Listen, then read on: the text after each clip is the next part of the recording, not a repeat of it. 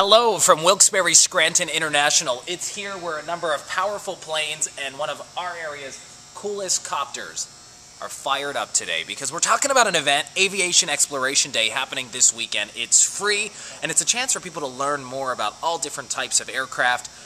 And something we wanted to show you is this $6 million piece of equipment known as Geisinger's Life Flight Helicopter. It's known to respond to all sorts of emergency situations to help people who really need it and don't have a lot of time. And I want to bring you inside this place because it holds two passengers, actually two patients I should say, a crew of 4, but that's not all. For $6 million, what else does it get? Let's find out with Ed Gromelsky. We're going to step inside here if we can. And Ed, come on this way just a little bit. Tell everybody, you know, when they see this, how is this like the state-of-the-art life-saving tool nowadays?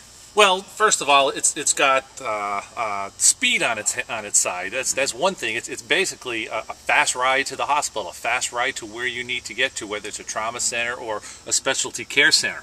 The other thing is state-of-the-art equipment. We've got monitors, IV pumps, state-of-the-art ventilator systems, medications, which a lot of the ground ambulances in the area are not capable of carrying. We do a lot more in those terms. On the other hand, it's always great to be safe.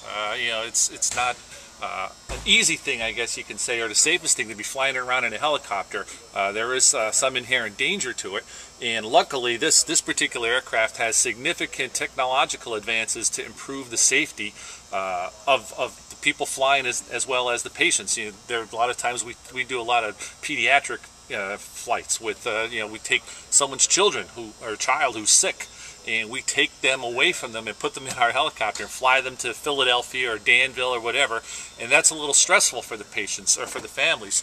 So you'd actually have mom and dad, maybe a parent here with their child? That's usually not the case. We usually don't allow a parent to come in because of the safety factor. So, but sometimes. Sometimes, right. Yeah, in a rare instance. But in that case, that's why you need the technology. And this particular aircraft has, you know, all the technology to make it safe to fly to where you need to go. $6 million, I'd hope. But let me ask you this question: craziest place you ever landed in this helicopter while on the job? Maybe one of the scariest landing zones where you thought, "Wow, this is nuts."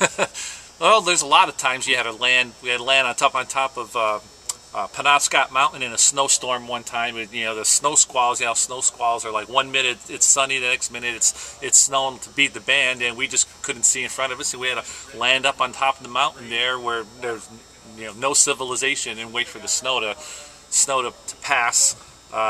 Craziest trauma you responded to? What would it be? Let's see. Neck sliced, or I'd say another individual who has a lot of intellect looked down a fireworks tube and got hit in the face with a firework and blew. Man. Yeah, blew his face. You guys are really what's amazing. When we say front lines, you know, you really are out there because sometimes you get called in the most serious and worst case scenarios, but doing good work. And as we step out, you and I can get out here really fast. If we can, we're going to step off of the platform.